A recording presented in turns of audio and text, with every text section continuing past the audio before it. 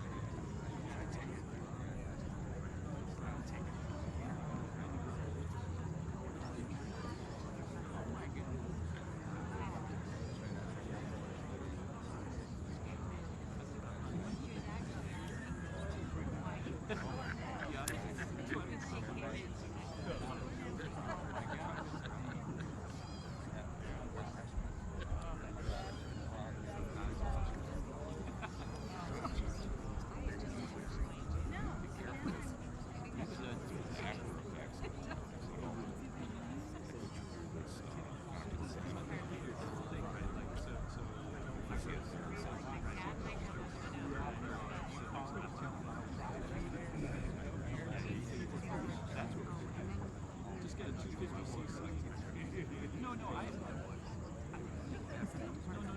So I don't think they should have mine. And they have all their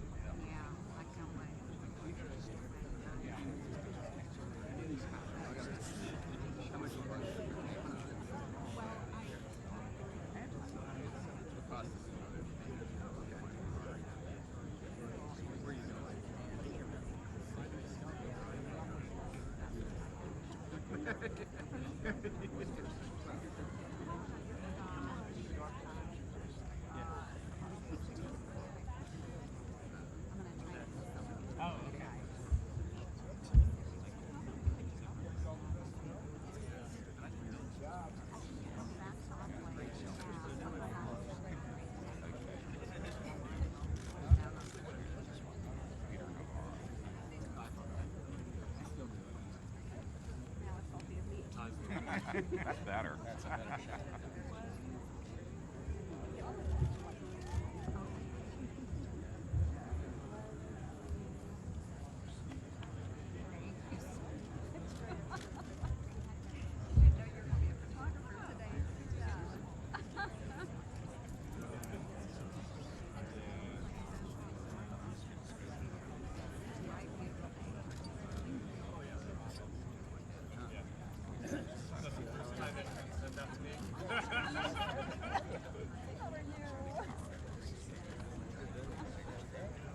Vice President, how are you?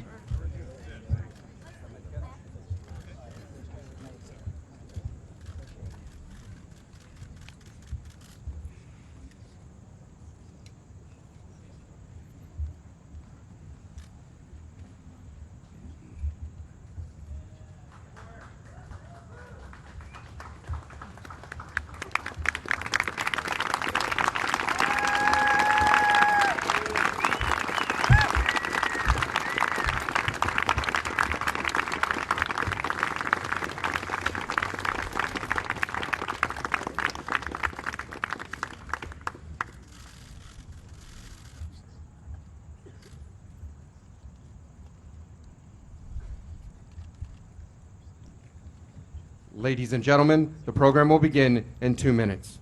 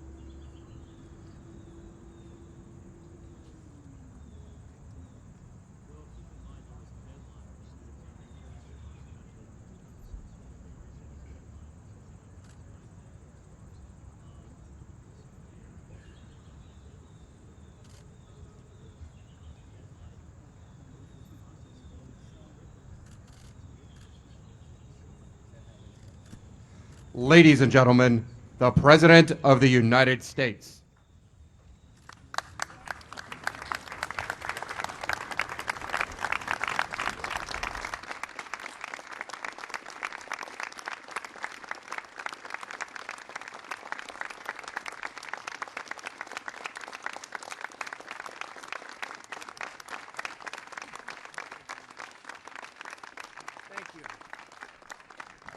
Thank you very much. Please sit down. It's really great to see everybody on this beautiful, beautiful day in Washington, D.C. Some people say the swamp, but I will not say that today. I refuse. This is too Too important, what we're doing. One of the most important deals and the most important trade deal we've ever made by far. I want to thank Senator Joni Ernst for being here. Joni, thank you very much. Of Iowa, and I'll be there very soon. We'll be doing something very important in Iowa, but this is maybe more important than all of it put together, right, Joni? So I want to thank you for being here. Congressman Holding, Congressman Rowe, Congressman Newhouse, and Congressman Meadows, thank you all for being here. We very much appreciate it. You've been very instrumental. Thank you. I'm thrilled to speak to the American people to share truly historic news for our nation and indeed for the world. I want to thank Vice President Pence for joining us this morning. It's my great honor to announce that we have successfully completed negotiations on a brand new deal to terminate and replace Nafta and the Nafta trade agreements with an incredible new U.S.-Mexico-Canada agreement called USMCA. It sort of just works. MCA. USMCA. And that'll be the name, I guess, that 99% of the time we'll be hearing, USMCA. Has a good ring to it. I have long contended that Nafta was perhaps the worst trade deal ever made. Since NAFTA's adoption, the United States racked up trade deficits totaling more than $2 trillion, and it's a much higher number than that. With Canada and Mexico, it lost vast amounts of money and lost 4.1 million manufacturing jobs and 1 in 4 auto jobs. Lost about 25% of our auto jobs, even more than that. Throughout the campaign, I promised to renegotiate NAFTA, and today we have kept that promise. But for 25 years as a civilian, as a businessman, I used to say, how could anybody have signed a deal like NAFTA? And I watched New England and so many other places where I was, just the factories were leaving, the jobs were leaving, people were being fired, and we can't have that. So we have negotiated this new agreement based on the principle of fairness and reciprocity. To me, it's the most important word in trade because we've been treated so unfairly by so many nations all over the world, and we're changing that. We just signed a much better deal with South Korea. We had a horrible, horrible deal, and we just signed that at United Nations, and that's worked out well, and they're happy, we're happy. It's good for jobs, good for a lot of things. When that deal was signed, they said 250,000 jobs will be given by signing this transaction, and they were right. I've said it before, they were right. 250,000 jobs to South Korea, not to the United States. So that's changed, and very much for the better, and this one is a brand new deal. The agreement will govern nearly $1.2 trillion in trade, which makes it the biggest trade deal in the United States history. I want to congratulate U.S. Trade Representative Bob Lighthizer, who has worked. Nobody understands how hard he's worked.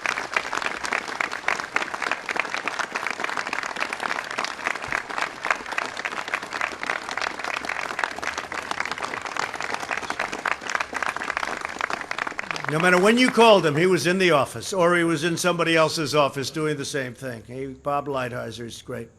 I've heard it for years. I said, if I ever do this, I want to get Lighthizer to represent us, because he felt the way I did. And the entire team at the USTR standing behind me, and some right here in the audience. I want to thank you all. Fantastic job. Peter Navarro, everybody. Thank you all. Thank you. Fantastic group of people. They love our country. I also want to thank Secretary Mnuchin, Secretary Ross, Secretary Nielsen, Secretary Perdue, Jared Kushner, Peter Navarro, and the United States Ambassador to Canada, Kelly Craft. Thank you. Thank you, Kelly. Thank you very much. I also want to thank President Peña Nieto of Mexico, who we had a few disagreements, but I really like him a lot. I think he may like me, I'm not sure. But I think he's a terrific person, and he'll be leaving soon, but he's really done a good job and wonderful, wonderful person. And the Mexican President-elect Lopez Obrador, who has given his support to this agreement, and we're developing a really good relationship, which I think is very important for our country, frankly, and for Mexico. And so they worked together on this. This was done by both. I said, look, I don't want to sign an agreement, and then a new president comes in, they don't like it, and we have difficulty. They worked very much together on it, and I appreciate it from both. I have to certainly give my highest regards to Prime Minister of Canada, Justin Trudeau. A lot of stories came out about Justin and I having difficulty together, and we did over the trade deal. But I'll tell you, it's turned out to be a very, very good deal for both, and a very, very good deal for all three. It puts us in a position that we've never been in before. It's very good when you look at the world and what the world is doing, and when you look at the unfair trade practices that countries are using against the United States. This is a terrific deal for all of us. Once approved by Congress, this new deal will be the most modern, up-to-date, and balanced trade agreement in the history of our country, with the most advanced protections for workers ever developed. If you look at the reviews, people that would normally not, under any circumstances, say good things, because automatically they have to say bad. Even some Democrats say that's amazing. We had some, they haven't been given the sound bites yet, I guess, Mike. But actually, you had some Democrats say this is really amazing if he really got all of that. But by tomorrow, I would suspect they'll change their tune. But that's okay, because people know how good it is. It's an amazing deal for a lot of people. Likewise, it will be the most advanced trade deal in the world, with ambitious provisions on the digital economy, patents, very important, financial services, and other areas where the United States has a strong competitive advantage. Mexico and Canada have agreed to strong new labor protections, environmental protections, and new protections for intellectual property. So important. This new deal is an especially great victory for our farmers. Our farmers have gone through a lot over the last 15 years. They've been taken advantage of by everybody. Prices have gone way down. And we're working on some other deals that are going to make them very happy also. But this is a very, very big deal for our farmers. Mexico and Canada will be opened up a lot more than they are now. And I think there'll be a better spirit between the three countries, which is important for our farmers. The agreement will give our farmers and ranchers far greater access to sell American-grown produce in Mexico and in Canada. The deal includes a substantial increase in our farmers' opportunities to export American wheat, poultry, eggs, and dairy, including milk, butter, cheese, yogurt, and ice cream, to name a few. I want to be very specific. I want to be very specific, right? And many other products, but those products were not really being treated fairly as far as those that worked so hard to produce them, and now they're going to be treated fairly. These measures will support many hundreds of thousands of American jobs. This is also a historic win for American manufacturers and American auto workers who have been treated so badly. We've lost so many jobs over the years under NAFTA. Under the current New Deal, and if you look at the current NAFTA deal, the New Deal is taking care of all of these problems because NAFTA, foreign companies have been allowed to manufacture many of their parts overseas, ship them to Mexico and Canada for assembly, and send their foreign-made cars into the United States with no tax. So we let all our people go. We fire everybody. They make cars. They make products. They make everything in another country. They send them into the United States, no tax. And the cost is very little different. Sometimes it's more for those people that like to talk about cost. With this agreement, we are closing all of these terrible loopholes. They're closed. They're gone. They were a disaster.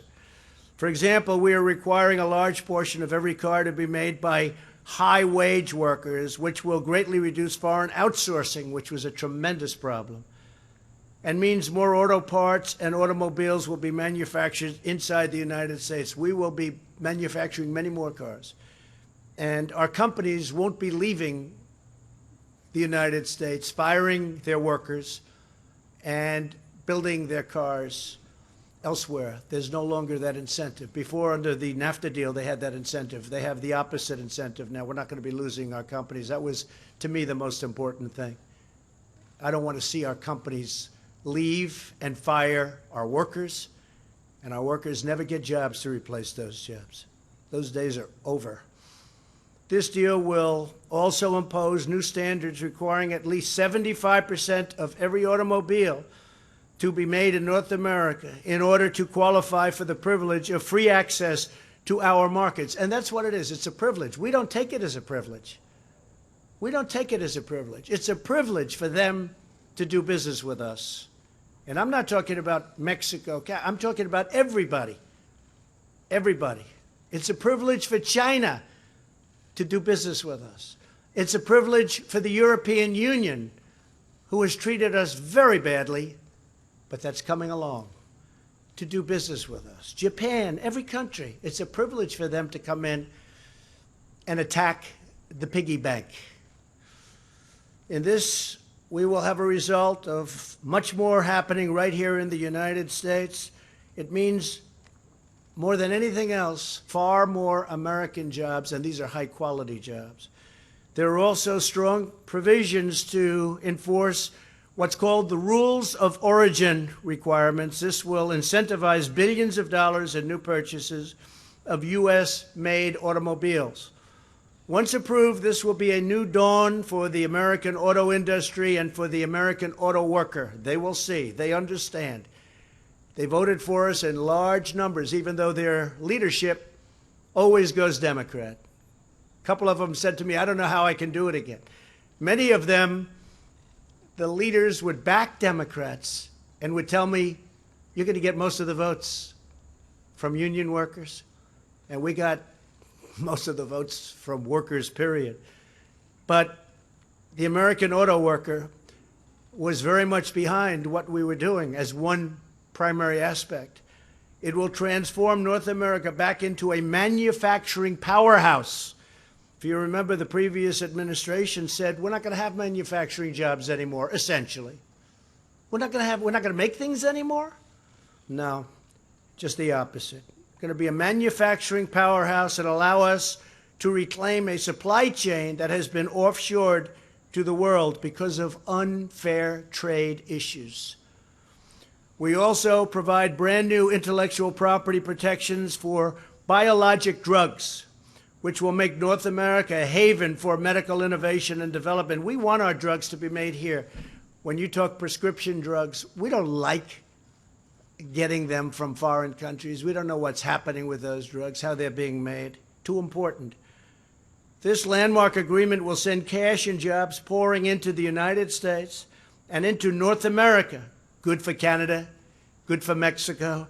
Instead of jobs leaving for overseas, they will be returning back home, and we've already had it. We have many, many car companies. I was with Prime Minister Abe of Japan. He said, we have sent many car companies to the United States over the last year and a half. It's true, and big expansions. And very importantly, he said many more are coming because they have an incentive now to be here.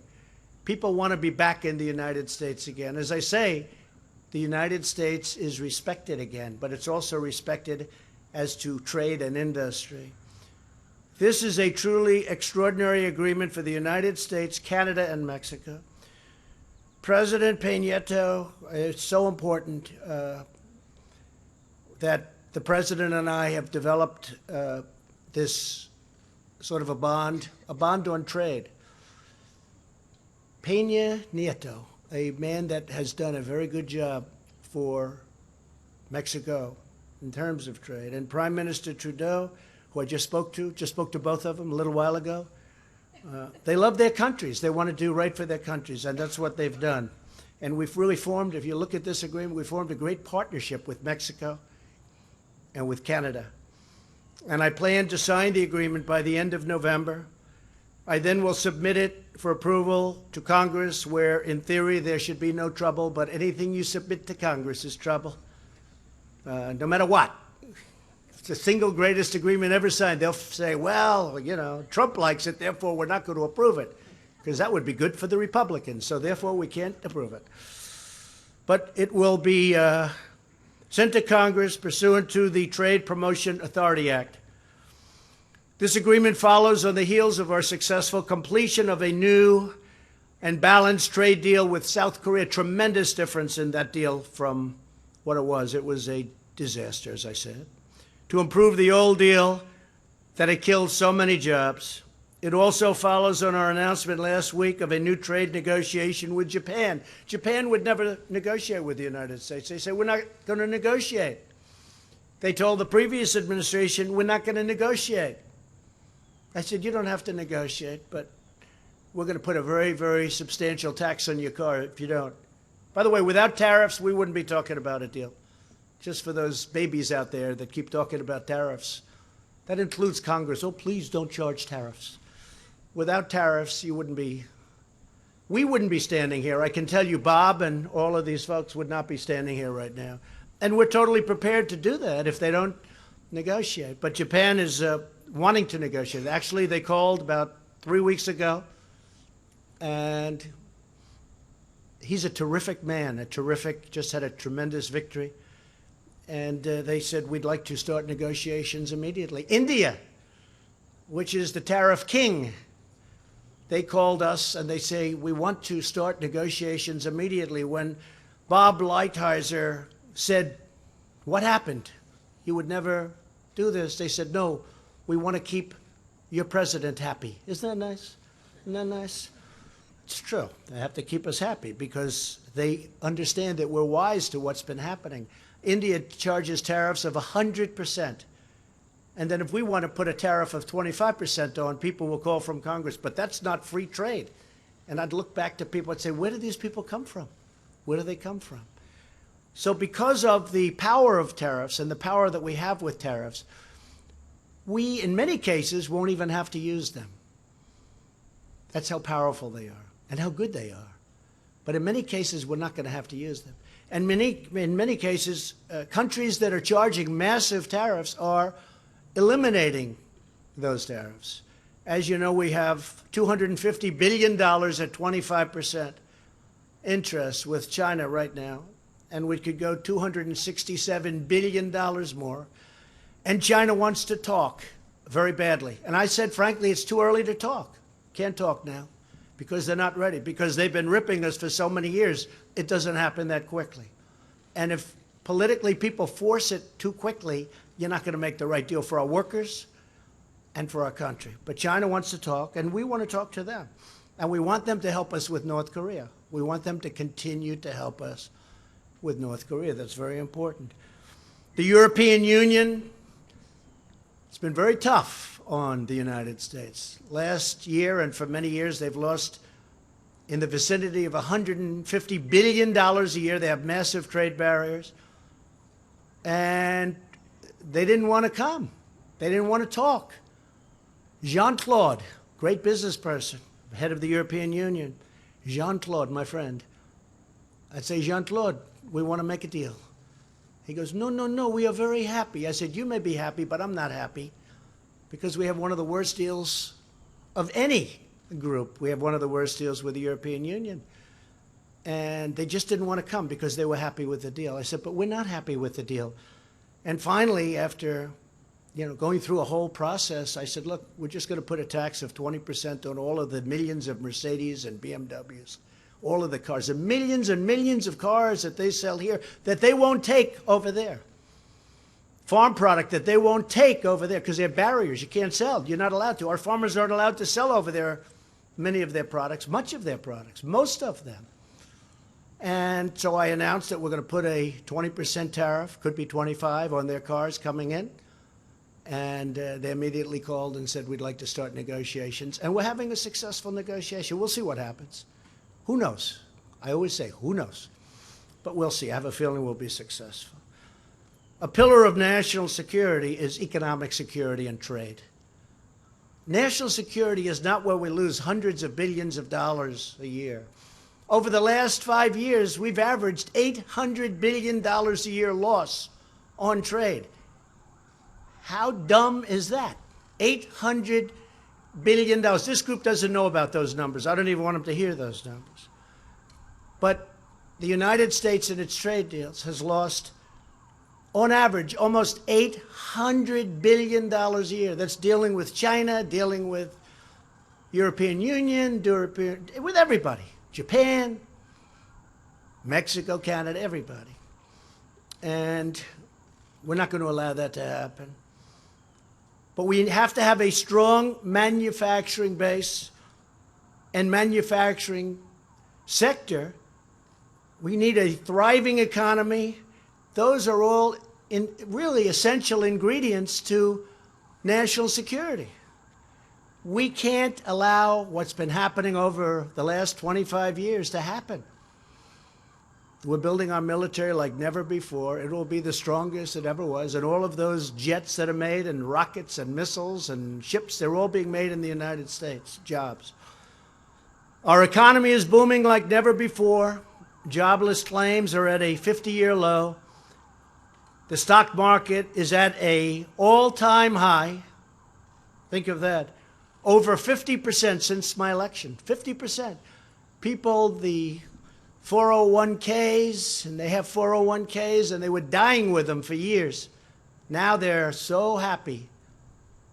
I was telling the story I often tell of a policeman in New York came up. His wife was always very upset with him as an investor because he wasn't doing well with the 401ks. Now she thinks he's a genius because the numbers are so crazy. But we're up over 50% since the election.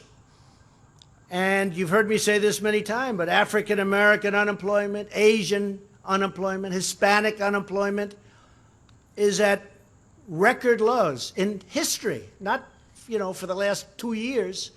The history of our country, African American, Asian, Hispanic, young people without high school diplomas, all at historic, that's a very important sector, all at historic lows, the lowest in history. It's really something that's great. This is helping so much with people that get out of prison. We have a tremendous problem. People come out of prison, they can't get a job.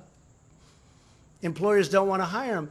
The economy is so good, they're hiring them, and they're turning out to be incredible workers. They're given a chance. They're really given a second, given a third chance in some cases. But I've had numerous employers come up and say, I'll tell you what, I've taken people that were in prison, and we've hired them. He wouldn't have done this in a normal economy or a bad economy, only in this kind of an economy. And now he's like the biggest fan. One man in particular has taken numerous people. He said most of them have been unbelievable. All you could ask is most. But most of them have been unbelievable. That's a great thing. That's a really great thing. It gives them a chance. So before we take questions, I want to extend our warmest condolences to the country of Indonesia. Friend of mine, we're going to be calling up the leader, who is a great leader indeed, but they got hit by a giant tsunami like people have not seen. This part of the world hasn't seen it so much, fortunately. They say that's the worst of all. You look at the tornadoes, the hurricanes, you look at all of the different natural disasters. A friend of mine who studies natural disasters, I don't know why he does that, but he does. He says that tsunami is the worst of all, and they got hit very hard, and probably thousands of people killed. We have already sent a lot of first responders and military and others to help, but it's a really bad, bad situation. And finally, before closing, I want to send our thoughts and prayers to the victims of the Las Vegas shooting. That was a horrible, horrible time in the life of our country. Took place exactly 1 year ago today. All of America is grieving for the lives lost and for the families they left behind. So to all of those families and to the people of Las Vegas, we love you. We are with you. We're working with you very hard. That was a terrible, terrible event. So thank you very much for that. I want to ask Bob Lighthizer, who is just a terrific individual as well as a man that knows a lot about this subject, to come up and say a word about the USMCA, the new agreement. And if you have any questions, we'll take some questions after that. Please, Bob.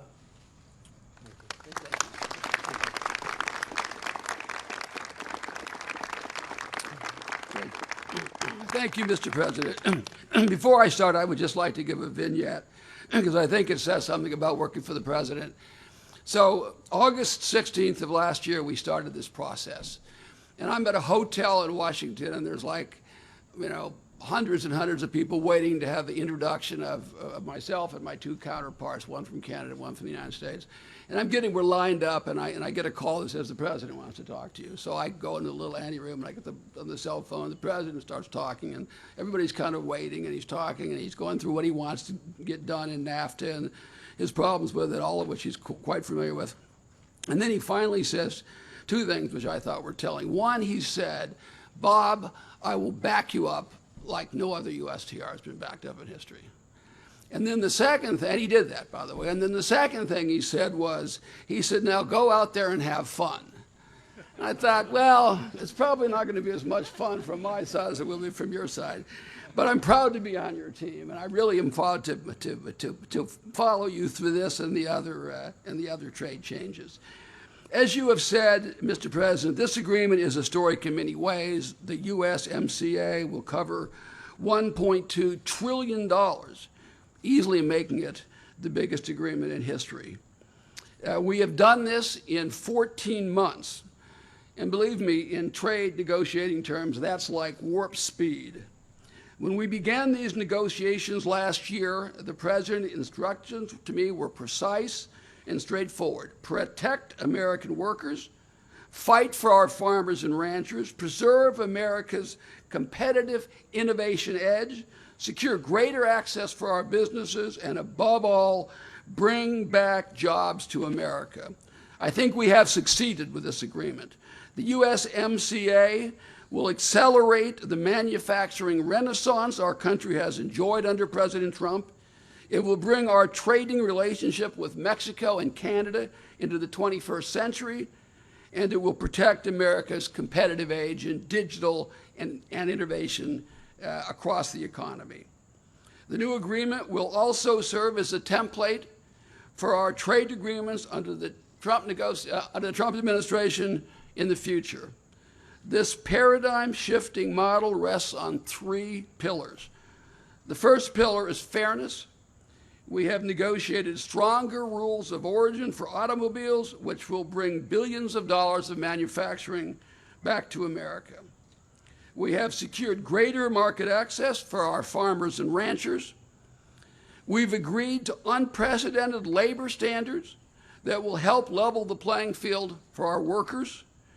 We've also agreed to a first-of-its-kind review and termination provision, which will ensure that the USMCA, unlike NAFTA, will not become unbalanced and out of date. The second pillar will consist of a host of ambitious provisions on digital trade, intellectual property, services, including financial services, designed to protect our competitive edge. The third pillar consists of new provisions designed to eliminate unfair trade practices, including strong new disciplines on state-owned enterprises, on currency manipulation, relations with non-market economies, and much, much more. We wouldn't be here today if it were not for several people who contributed so much to this endeavor. First, the President's key advisor and my good friend, Jared Kushner, was my partner in leading the U.S. negotiating team. I've said before, and I'll say again, this agreement would not have happened if it wasn't for Jared. So thank you very much. I'd like to thank my counterparts, Secretary Guardo and Minister Freeland, as well as other Mexican and Canadian government officials, including Secretary Vida, Ambassador Seade, Jerry Butz, and Katie Telford of Canada, and so many more. I'd also like to thank the wonderful staff at USTR, many of whom are on here. I like to think of us a little bit like we were the Marine Corps, and so I like the name particularly of this agreement. USTR is about 250 people, and they're all devoted, and they're all exceptional, and they all work round the clock. Many of the people you're looking at spent more than one night in the office over the course of the last few weeks. And they have enormous ability, and this president has unleashed them. Finally, I would like to thank President Trump. Your leadership, vision, and grit made this agreement possible. No other person could have done it. Millions of Americans will benefit for years to come because of this vision and probably even more important, this grit. Thank you, sir. Thank you very much. Thank you very much. Thank you very much, Bob. Thank you very much. Some questions? Yes, Steve? Question? Thank you, sir. You've had tensions with Prime Minister Trudeau. Yes. How did that affect your ability to get this deal done? I don't think it did. He's a professional. I'm a professional. We had very strong tensions. It was just an unfair deal, whether it was Mexico or Canada, and now it's a fair deal for everybody. It's a much different deal. It's a brand new deal. It's not NAFTA redone. It's a brand new deal. I just spoke with him. We have a great relationship, and we're going to work as a partner. Don't forget, the rest of the world is looking to take advantage of us, and as a region, you might say. And we're going to work very closely together with Canada and with Mexico because we'll be able to compete with anybody. We have things that nobody else has. We have energy that nobody else has. We have timber that nobody else has. We have things that no other part of the world has to the extent that we have. So we're going to do very well together. I think we have. There was a lot of tension, I will say, between he and I think more specifically, and it's all worked out. You know when it ended? About 12 o'clock last night. And you mentioned the. But he's a good man. He's done a good job, and he loves the people of Canada. You mentioned the $267 billion and possible more tariffs on China. What does China need to do to avoid that? Well, we'll see what happens with China. We have lost $375 billion in trade deficits. They have a surplus of $375 billion with a B with the United States. And it's been that way for years and years and years. I always say we rebuilt China. They took that money and they built fighter jets and they built bridges. They built more bridges than we built in the last 100 years probably, big ones, like the George Washington Bridge, like big bridges. And I'm not going to take, look, I don't blame China. I blame our leadership. They should have never let that happen. And I told that to President Xi. I said, I was making a speech in China, and I was really hitting China hard. And I'm in China. I don't know if that's a good thing to do. But I looked at it and I said, but I don't really blame you. I blame our leadership for allowing this to happen. He knew exactly what I meant. We had no deal with China. I asked one of the top people in China, a representative at the highest level, came to the Oval Office. I said, let me ask you, how did this ever happen? He's a pro, so he understands. He doesn't have to be cute. He said, nobody ever did anything from the United States. When we put on a 25% tariff on every car that comes from the United States into China, we thought we would be rebuked. We thought it would be terrible. Nobody ever called. Nobody did anything. That was years ago. And we charged them nothing, 2.5, but we don't collect it. We do now, by the way, but we don't collect the 2.5. So they charge 25, we charge essentially nothing. But I said, how did it happen? He said, nobody ever called. We don't have a deal with China. There's no deal. They do whatever they want. So we have a tremendous problem with theft of intellectual property with China. We have a lot of other problems with China. We have primarily trade problems. And as you know, they're having a much more difficult time now. I don't want them to have a difficult time. And we're doing better than we've ever done. Everybody talked about the tariffs. Oh, the tariffs, tariffs. Tariffs ended in 1913. And they then went to a different system in 1918, totally unrelated. And then in 1928, you had the Great Depression for a lot of different reasons, not necessarily our country's fault, but a little bit our country's fault. And then in the 1930s, they said, we better start charging some tariffs. We need money to come into our country again, okay? So I'm not advocating tariffs. I will tell you this, our steel industry, Wilbur, is stronger than it's been in 25 years. This has taken 6 months because I charged for the dumpers. They were dumping steel and dumping aluminum into our country. I charged 25%. That's a lot.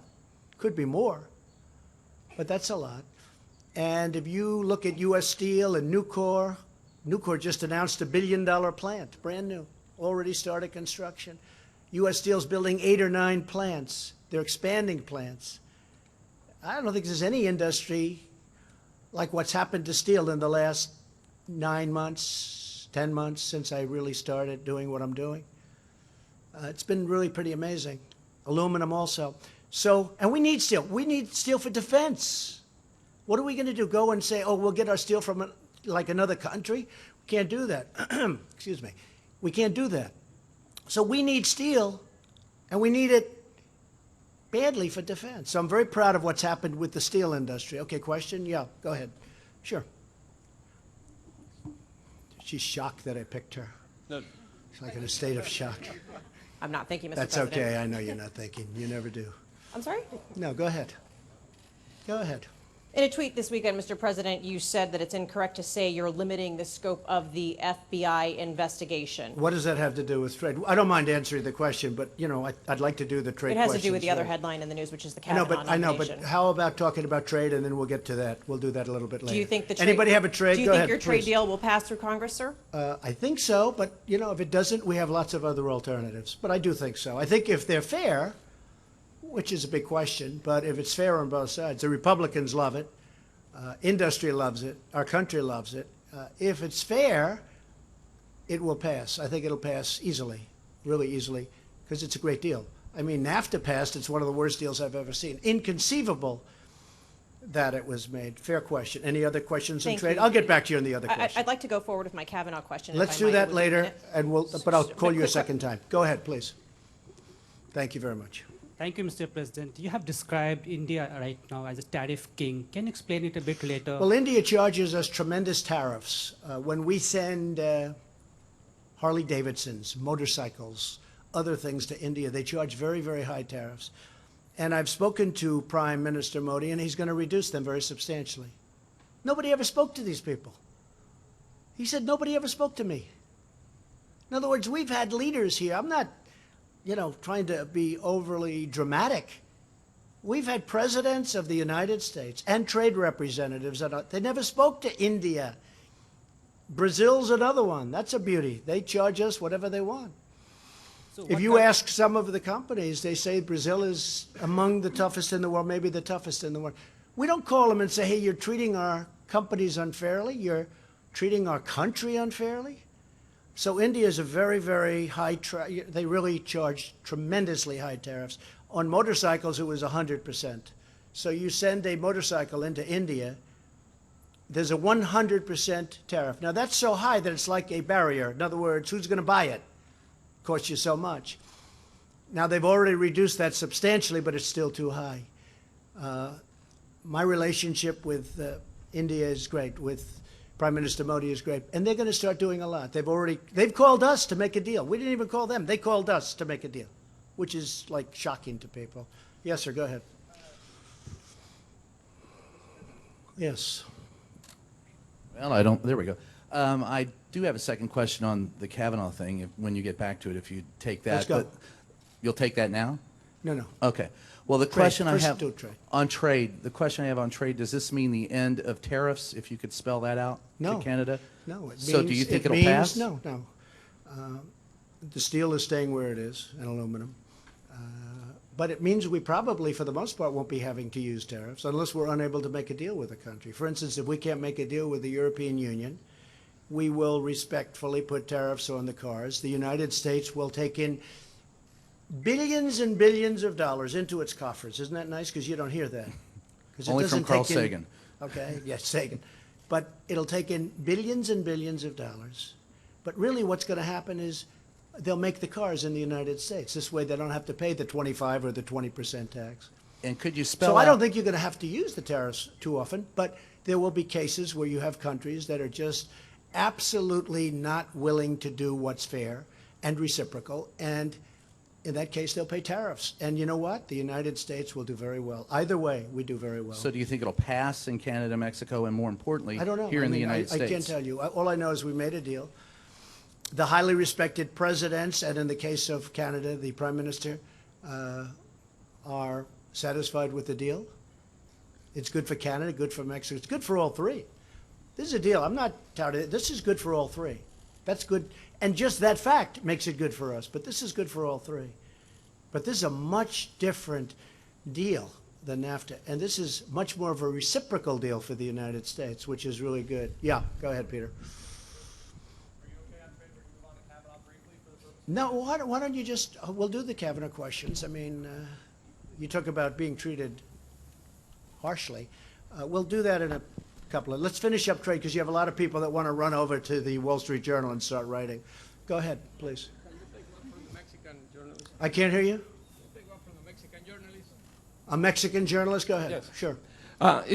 So you're going to keep the tariffs on steel and aluminum on Mexico and Canada? Until such time as we can do something that would be different, like quotas, perhaps, so that our industry is protected. We are not going to allow our steel industry to disappear. It was almost gone.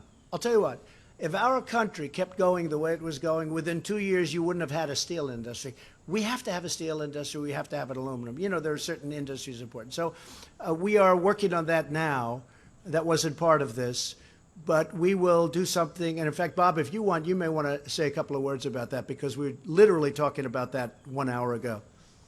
Yes, great. Thank you, Mr. President. I guess I would say, first of all, there are two separate things as far as we're concerned. We know that there are grave interests to both countries. We are engaging in talks now with an effort to try to preserve the effect of our program and still take care of their needs. And hopefully we'll be able to work that out. But we are in communication with them. And really take care of the needs of our steel companies. I don't want plants closing. They're hiring thousands of workers all over the country. I'm not giving that up. But you get the assurances of President-elect López Obrador Yeah, that he's yeah. going to keep his word on this trade? Oh, yeah, we have a very good understanding, yeah. Really good. Yes, sir, go ahead, please. I am, Mr. President. Just hoping you can just reiterate on the tariffs. What specifically would it take for Canada or Mexico to be exempt from these tariffs? And secondly, did you consider dairy the deal breaker when it Yes, came to Canada? dairy was a deal breaker. And now for our farmers, it's, as you know, substantially opened up, much more. And I know they can't open it completely. They have farmers also. You know, they can't be overrun.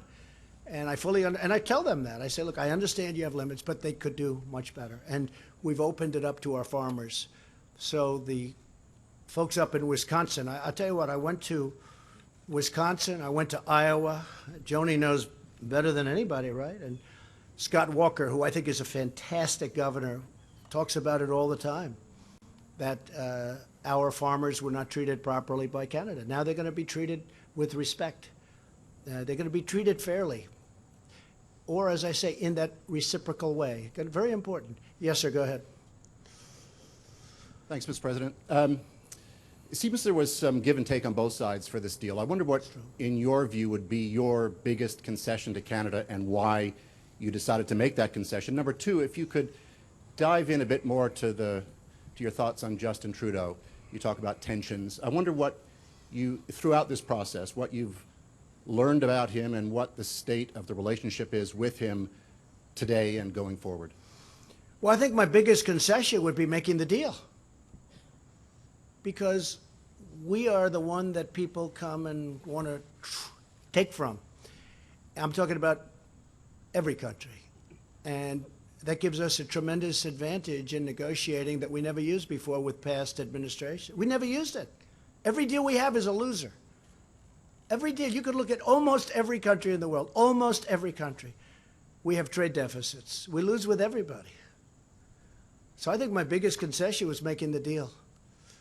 because we could have done it a different way. But it would have been nasty and it wouldn't have been nice. And I don't want to have that. We have a great relationship with Canada. I think now it'll be better than ever. The only problem with Justin is he loves his people, and he's, fighting hard for his people. I think we've always had actually a very good relationship. It got a little bit testy in the last couple of months, but that was over this agreement, and I understand that. But no, I think Justin's a good person who's doing a good job. He felt very committed to his people, and that's what he did. And again, this is good for everybody. This is good for Canada, good for Mexico also. Yes, please. Go ahead. Thank you, Mr. President. As you mentioned, you're going to be signing this agreement, and your counterparts are going to be signing this agreement within the next 60 days. Then it's up to Congress. Right. You're very confident. I get that. You're a confident guy. Not at all confident. I'm not. Well, I don't know. explain to me Congress, why you think that tell me if Congress you guys is going to controlled sign by, it, tell me. I think they will. If Congress is controlled by Democrats, could happen. Could it be. could happen. So they're then willing what? to What are the throw. prospects? Yeah, they might be willing to throw one of the great deals for people and the workers. They may be willing to do that for political, people or political purposes because, frankly, they'll have 2020 in mind.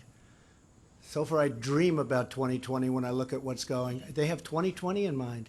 They want to do as well as they can, and so trying to reject even great deals, like this is a great deal for our country, great for other countries, but it's a great deal for our country and great for our worker. I can't tell you whether or not they will obstruct, whether or not they will resist. I mean, their whole campaign is resist. I see their signs all resist. They don't even know what they're resisting. If you ask them, what are you resisting? Well, let me think about that. They can't ask. They had somebody on this weekend. They said, what are you resisting? And they were unable to answer the question. So, I can't tell you about delay, obstruct, resist, because, right after this election, and I think we're going to do well, although history is not on our side. I guess in history, generally, whoever has the White House doesn't do well in midterms. But the one difference is we have the greatest economy in the history of our country. I think that's a big difference. And that's one of our problems, too, because people that went out and voted for me, and they would be voting for me if I was on the ticket, but I'm not on the ticket. But Congress is on the ticket. And I try and tell my people that's the same thing as me, in a sense. That's the same thing. Think of it as the same thing as me. But I think we're going to do well. I actually think. I mean, we have Senate races that weren't even in play 6 months ago. When I started looking at it closely, I won't mention names, but there were senators that were not in play. They were not even, and you know exactly what I'm talking about, numerous of them. They were not in play. In other words, let's not go here, let's not go to this state, 4 or 5 states. Now they're like even races. In one case, they're up 2 points. Now, who knows what that means? And, as you know, there are a lot of them are repression polls or polls that aren't very accurate, because I see polls that I know are false having to do with certain of the races. But we had areas and we had congressional seats, too, where I know it's going to be a positive outcome. But you look at what's going on, and it doesn't seem to be broadcast that way. But I certainly had that with my election. They were telling me I was, in trouble in certain states that I end up winning in a landslide. And I knew I was going to win them in a landslide, but they wouldn't report it that way. You know why? Fake news. Okay. Right One last behind thing, Mr. you. Yes, President. right behind you, Do you please. believe that the trade agreement will be a major issue in the midterm elections? Well, it shouldn't be. Look, it's a good agreement. These people, when I first did it, they said, oh, why don't you just extend NAFTA? They have no idea about business. Just extend NAFTA. That would have been a disaster. We're losing $100 billion a year in deficits, at least to Mexico, under NAFTA. But just look at the results, and a substantial amount to Canada, although a lot of people try and say it's pretty much even. It's not even. We lose a substantial amount. So, I think it's a very hard thing to defend. But that's all right. Look, I understand the world of politics, I think, as well as anybody. I haven't been doing it that long, but I actually have been, because I've been doing it on the other side. And I do understand. And, they can take the greatest thing ever done and try and make it sound as bad as possible. But this one's tough. This one, people are coming out for this one and saying, that's incredible what we've been able to do. Yes, behind you, please. Thank you, Mr. President. Now that you've answered several questions on trade, I'd like to turn Don't to do Judge that. Kavanaugh. Do you have, Mr. President, excuse me, do you have a question on trade? We'll do one or two more questions you on answered trade. several questions Okay, on don't do trade. that. That's not nice. Mr. And President, you besides said that, somebody is before you. Excuse me, don't do that. Do you have a question on trade? You answered several Do questions you have on a trade. question on trade? My question is on Judge Okay, Kavanaugh. please, yes, You said please. the FBI should interview whoever that they believe is appropriate. Does that include Julie Swetnick, the third accuser? And can you promise to release the full findings give me from your the question, FBI please. after they finish their report, Mr. President? Give me your question, please. Give her the mic, please. Thank you very much. Was border security or funding Yes. for the wall discussed during the negotiation, and who will pay for the wall? Yes, the wall. We're getting 1.6 billion for the wall this year. We got 1.6. We have about 3.2 billion in the wall. We're doing a lot of work. People don't realize. I don't really want to talk about it because I could build it quickly at one time, which is what I want. But we've been building it over the last year and a half with 3.2 billion, 1.6, and we now have another 1.6. And I've got a big decision to make after the election as to whether or not we go for it. Because you know what? Border security to the people of our country, very important. The wall is a big factor in border security. And I really believe that the people of our country, they want the wall and they want border security. They don't want open borders like the Democrats want to have. They don't want crime pouring into our country. They don't want MS-13 pouring into our country. They don't want that. And I really think I have a very big decision to make sometime right after the election, very quickly, because you know what comes due after the election. Do I want to do it before the election? Personally, yes, but I don't want to do that for a different reason, because I have some very fine people that are running in close races, and it may affect them and it may not. It may be good for them. I happen to think it would be good for them. But border security for our country, our people want security. The women of our country, they want security. They don't want to have thousands of people pouring across the border. And I'll tell you what, they want to have ICE, because ICE walks into MS-13 and these gangs, and they treat them like it's just another day in the office. They're rough and they're tough and they love our country. And I'm treating ICE good and I'm treating our law enforcement good. And the Democrats don't want to take care of our law enforcement. And the Democrats don't want to take care of our military. So we are going to have a decision to make sometime right after, very close to after the election is over, and that will be on border security and the wall, but border security. The wall's a big factor. Okay, do you want to do some questions? But was that part of the conversation and the negotiation that just Yes, took it place? was. Yeah, we talked about it. With Mexico, we talked about it. It was a big part, and certain things and certain understandings are had. At the same time, we don't want to mix it up too much. This is a very big deal and a very good deal for everybody. But border security and security generally is a very big factor. We also have drugs. Sometimes, and some people would say it's a very similar thing. But we talked about drugs with Mexico. That's a very, very big factor. Very, very big. We have a lot of good understandings, and we'll be discussing that with them. Thank you, Mr. President. Okay, but it was a factor, absolutely, in the deal. Okay, let's go. Come on. You want to, I guess, get off trade. I don't know. Thank People are falling asleep with trade. I think it's, to me, it's the most exciting thing you can talk about, right, Joni? Right? All right, let's go. Come on. Thank you, Mr. President. In a tweet this weekend, you said it's incorrect to say that you're limiting the scope of the FBI investigation into Judge Kavanaugh. But your own statement on Friday made it very clear. You said this investigation must be limited in scope. So which is it? Well, no, I didn't say anything on Friday. What I said is, let the Senate decide whatever they want to do is okay with me. And also the FBI. I think the FBI should do what they have to do to get to the answer. At the same time, just so we all understand, this is our 7th investigation of a man who has really, you know, you look at his life until this happened, what a change he's gone through, what his family's gone through, the trauma for a man that's never had any accusation, he's never had a bad statement about him. He's led, I mean, I think he was #1 in his class at Yale. He was #1 in his law school at Yale. And then what he's gone through over the last 3 weeks is incredible. So I want the FBI, this is now their 7th investigation. So it's not like they're, you know, just starting.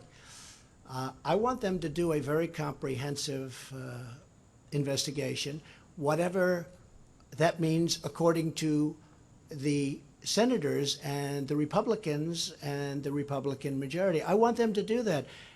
I want it to be comprehensive. I actually think it's a good thing for Judge Kavanaugh. I think it's actually a good thing. Not a bad thing. I think it's a good thing.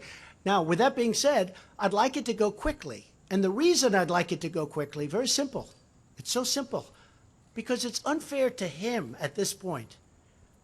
What his wife is going through, what his beautiful children are going through is not describable. It's not describable. It's not fair. I think it's fair to do it to me because, I've been going from day one. I've been from long before I got to office. You've been doing it. It's almost became, I think for me, it's like a part of my job description to handle this crap. But as far as this is a man that this is not from his world. And you know what? If they're not going to want him, and I think that would be a shame, I'm with him all the way. I mean, a charge made or said to have occurred 36 years ago, and nothing happened since. And look, I feel badly for all parties. I feel badly for everybody. I feel badly for our country. This is so bad for our country. But I will tell you, I watched those senators on the Democrat side, and I thought it was a disgrace, and partially because I know them. I know them too well, and you know what? They are not angels. Are you saying your White House has put no limitations on? No, my White House is doing FBI whatever can the speak senators to, want. No. who they should interview? You don't understand what I'm saying. You do understand, you just don't want to report it that way. Just so you understand, my White House will do whatever the senators want. I'm open to whatever they want. The one thing I want is speed. Now, they started, I believe, on Friday. Could have even been a little bit earlier than that, but they started. They have worked round the clock on Saturday, Sunday. They're working right now. I mean, they're covering a lot of territory. This is the 7th investigation of Judge Kavanaugh, number 7. This isn't number 1. They started on Friday. They worked all weekend. They've gone late into the evenings. The FBI is really working hard, and they're putting in a lot of hours. So hopefully they can come up with what everybody's looking for. But no, I'm guided by the Senate.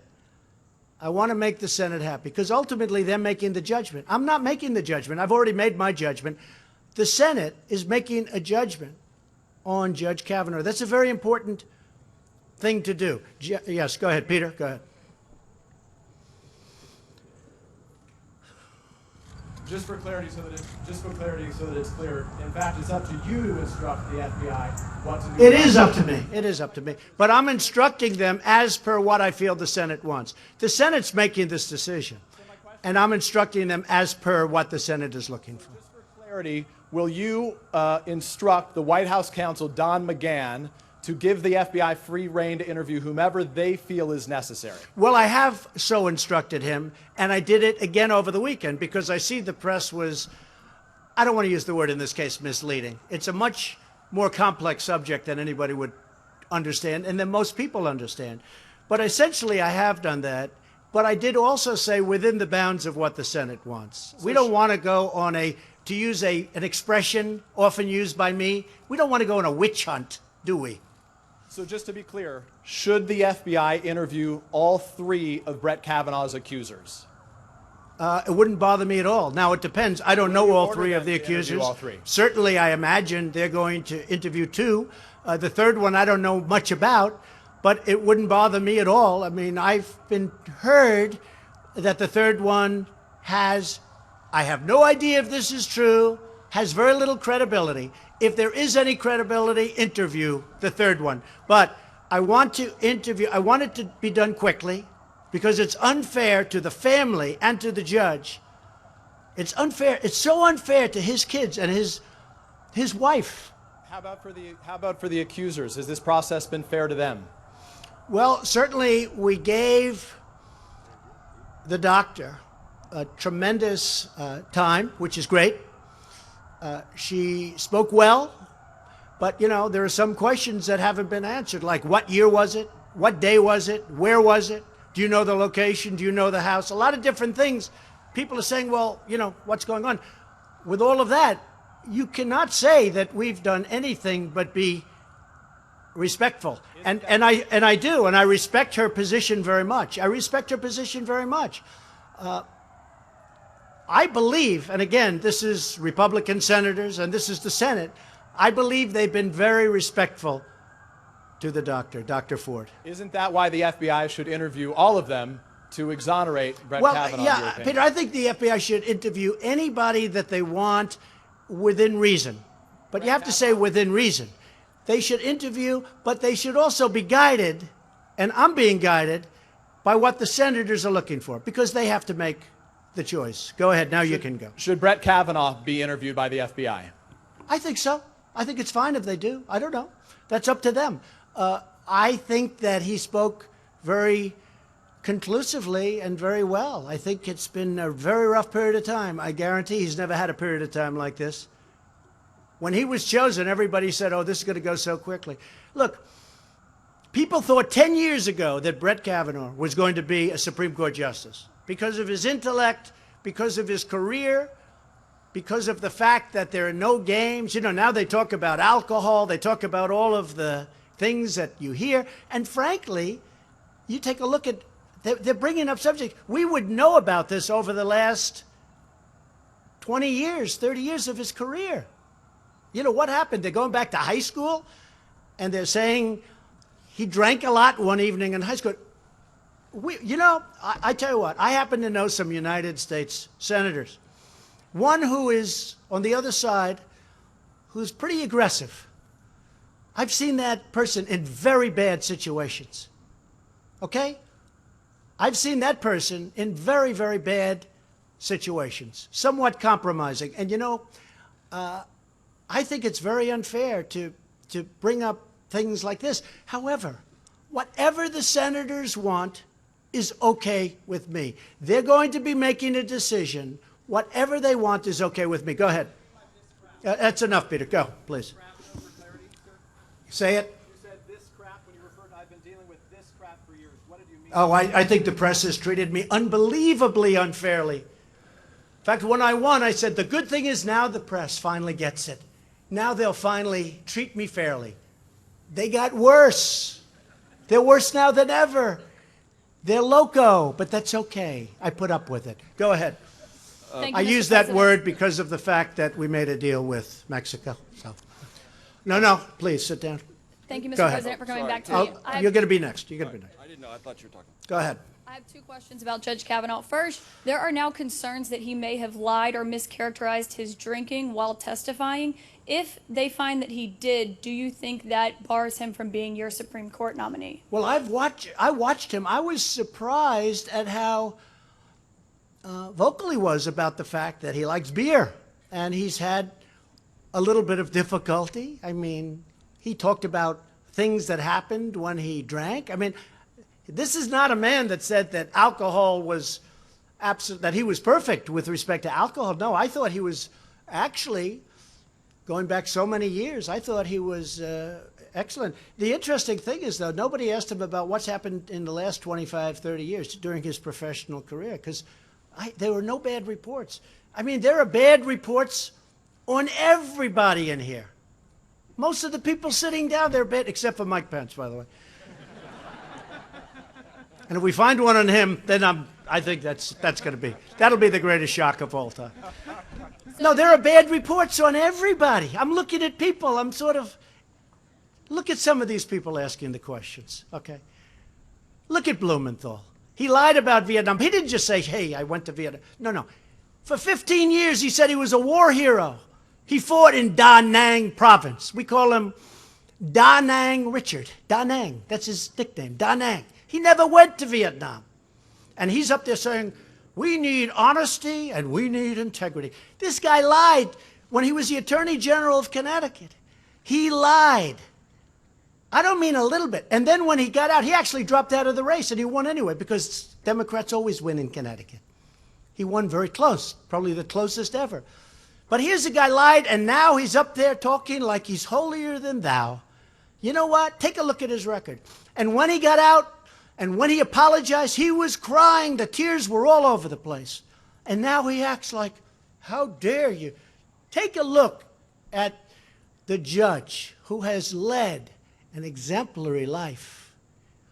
I mean, you're going back to high school because he had beer? I think the judge has been pretty amazing about describing his situation with alcohol and with beer. I mean, take a look at Cory Booker.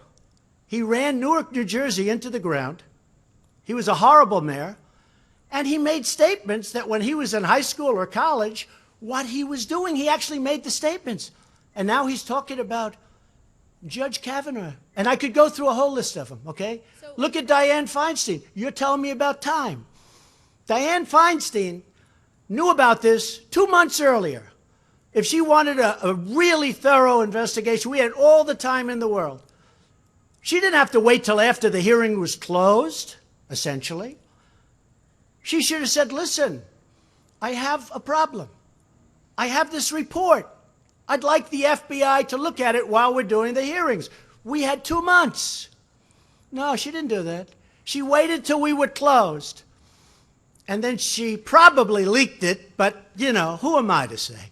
But she probably leaked it based on a very bad body language the other day. But more importantly, in a sense, for her to have waited that period of time, and now for you Democrats, and I guess I'm including you too, the media, right? I consider you a part of the Democrat Party.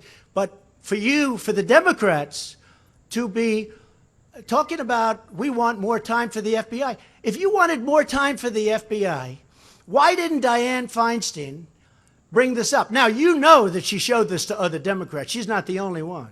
She showed this to other Democrats. There were more than just her that knew about this big confidential thing. It was confidential until the hearing was over. After the hearing was over, they went public. Why didn't they do it during the hearing? And we could have had all the time in the world. You know why? Because they're dishonest people. Okay, yes, please. You didn't answer my question, Mr. President. Go ahead. You didn't answer my question, Mr. President. So if he did lie about his drinking, does that mean you'll pull his I don't think he nomination? did. Okay. Look, here's what. I'm just saying, I'm not a drinker. I can honestly say I never had a beer in my life, okay? Right. It's one of my only good traits. I don't drink. Whenever they're looking for something good, I say, never had a glass of alcohol. I've never had alcohol. I've just, you know, for whatever reason. Can you imagine if I had, what a mess I'd be? I'd be the world's worst. But I never drank. I never drank, okay? But I can tell you, I watched that hearing.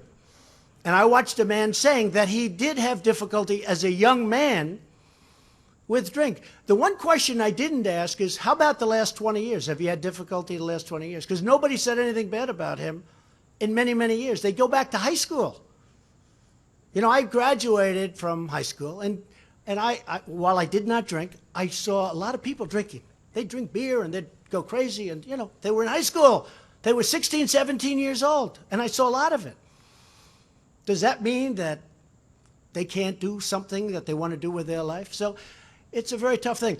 I really believe that he was very strong on the fact that he drank a lot, and so I don't know where there'd be big discrepancy. Okay, so, yes, go ahead, so please. just to wrap please. up, can you promise You know to what? You've release really the had FBI's enough. report? Hey, you've had enough. Go ahead, please. Thanks, Mr. President. Judge Kavanaugh said he was being targeted by Democrats. Has he made the process overly political? And how can you assure the American people that he'll be able to deliver impartial decisions? Well, you'll have to ask him that question, but I can tell you he's been treated horribly. But He's how a does good that man. affect his He's a good judicial man with a great judgment? family. I think he's been treated horribly. Lindsey Graham was, I thought, terrific the other day, and he brought up one point that is now being discussed by a lot of people, and that's who is going to want to run for office, be in office, take an appointment of not just Supreme Court, but, you know, many positions. I have right now 360 people that aren't being approved. They're very qualified. Nobody says they're not qualified, but Senator Schumer is not approving them because of resist and obstruct.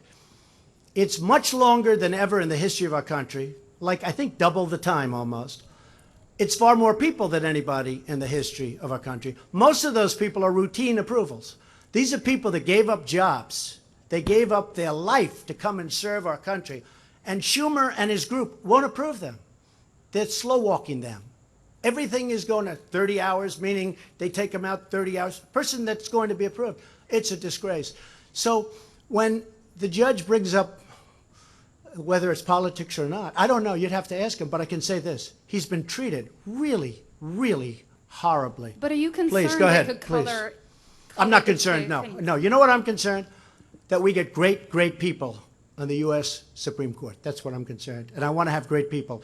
And I don't want to have to call people for any court and have them say, sir, it's such a great honor, but no thank you, I just can't do it. I just can't do it. That'd be a sad day for our country. And we're going to come close to that. Because I know people now that say, I don't know how he does it. I don't know why he would have taken it. Nobody knew a thing like this could have happened.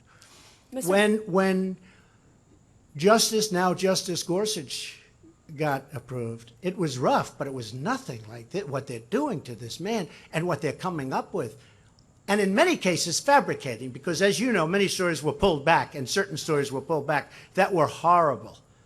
What they're doing to this man and his family is very, very sad and very bad for our nation. Yes? Mr. President, you just said some senators are not angels, and you've seen some of them in I would say some of them, yes. compromising situations. Yes. Could you tell us who and exactly what situation No, you've no. seen them I in? think I'll save it for a book like everybody else, and I'll write it.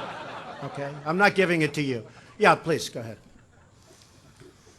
Mr. President, if the FBI finds other witnesses who can corroborate the account of any of the accusers, would that be enough for you to... I would certainly look at that. I'm open. I'm open. I think he's a fine man. I think he's a great scholar. I so believed him when he said what he did. He focused on being number one at Yale, on being number one in high school, at being number one at law. He focused. I can so understand that. I mean, it's so important. The way he said that, it made an impact on me. He was so focused on being number one at Yale, and I believe he was number one at Yale. But I understood that very well. And I wanted to ask about something else you brought up today, the Las Vegas shooting. Yes. There's some frustration that more hasn't been done in that past year. More hasn't been done about bump stocks. Are there some things no, you would you're like wrong. to see You're done? wrong about Yeah, that. go ahead. So, in order to terminate bump stocks, we have to go through a procedure. We are now at the final stages of that procedure. In fact, the lawyers were just telling me, and over the next couple of weeks, I'll be able to write it out. But you can't just write it out because rules and regulations in this country are really tough, even for something like that. So we're knocking out bump stocks. I've told the NRA, I've told it, bump stocks are gone. But to do it, you have to go to public hearings, which we've had. You have to go through all sorts of regulatory control systems. And we are in the final couple of weeks, and is our attorney around someplace, please? He said we're in the final 2 or 3 weeks, and I'll be able to write out bump stocks. But it's a process that takes, statutorily, it takes about a year to do it. And any to other do it properly. Any other actions you're planning to help prevent? Yeah, and we're like working this? also with Congress on both sides. We are working on a lot of different things. That was a horrible thing, but we're working on both sides of that question. And the bump stock is almost gone. But again, to do it so it's meaningful, the lawyer just said it. Yeah, we've gone through a whole procedure. If you look, in fact, you could call Derek, who you know very well, and he's gone through the full procedure. We've done it absolutely by the book, and in a very short period of time, bump stocks will be ruled out. Okay? All right, thank you. Yes. You've had one. Yes, ma'am. Go ahead, please. Please, sit down. Mr. President, a final trade question. Since steel and aluminum tariffs won't be coming down from Canada and Mexico, can you talk about whether there was discussion of ending those retaliatory tariffs against U.S. Well, they're not farmers and ranchers? retaliatory. They're really trying to get some really bad things from happening. They were dumping in our country, and it was China and various others were dumping massive amounts of dead steel. It's called dead steel. It's also imperfect steel. Inside that steel was a lot of bad things that make for a weaker steel. So when we're building bridges and you have mud steel or you have other quantities of other material in that steel, that's a very bad thing. It's very unsafe. So it's not just economic. It's, you know, the miners have been very thankful for what I've done. You saw that the other night in West Virginia. And we have metallurgic coal and other materials. We have mines that are opening up now to get that incredible stuff. This is used not for heating and cooling. This is used in electric. This is used to make steel. And those mines are now opening up, and we're making steel. And the price is going to end up being less because we don't have the shipping problems when you ship it from places so far away. You'll see. We'll have hundreds of new plants opened up in our country, and they'll be competing against each other. And outsiders won't be able to compete. Just so you understand what was going to happen, they were going to knock out every steel plant we had. And then they were going to double and triple the price, and we couldn't have done anything about it. It's a very dangerous thing. And we've employed a lot of people, and billions of dollars is now flowing into our treasury. Okay, yeah, in the back, please. Please. Staying here on trade, the stock market has liked the announcement today. When we walked in here, the Dow was up 250 points or so. There are some who are worried that because of the threat of future tariffs, it could potentially stifle an economy that is hot, a stock market that is hot, but yet today you have once again said, hey, as it relates to China, more tariffs could be coming down the line. Are you worried that potentially you are somewhat suppressing this economy from running further? No, I'm using them to negotiate, and hopefully we can make a great deal with China, a fair deal, and a reciprocal deal, but a great deal and a fair deal. We have a lot of catching up to do with China. You know, when they drain us for $500 billion a year, which is probably the real number, and that's not including the theft of intellectual property and other things. And a lot of people say, it's hard to value, but a lot of people say that could be $300 billion a year. That's a tremendous, you just can't let that happen. No, we're using tariffs very successfully to negotiate, and if we're unable to make a fair deal, then we'll use tariffs.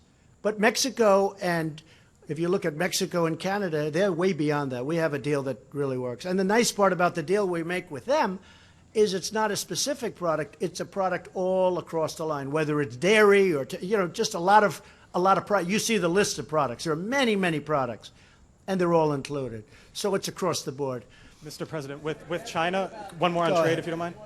Go ahead. Mr. President, if the FBI does find something and Brett Kavanaugh falls, is there a plan B? I don't want to talk about plan B because I hope that he gets approved. I hope that the report comes out like it should, like I really think it should. I think it will. I hope. But look, I'm waiting just like you. Certainly, if they find something, I'm going to take that into consideration. Absolutely. I have a very open mind. The person that takes that position is going to be there for a long time. I have a very open mind. I just think he's an outstanding person. I think he has been treated horribly. Even if you were going to bring up some of the subjects that were brought up, they didn't have to treat him so viciously and so violently as they've treated him. Can I just ask on trade? Thank you all very much. Thank you. Thank you very much, everybody.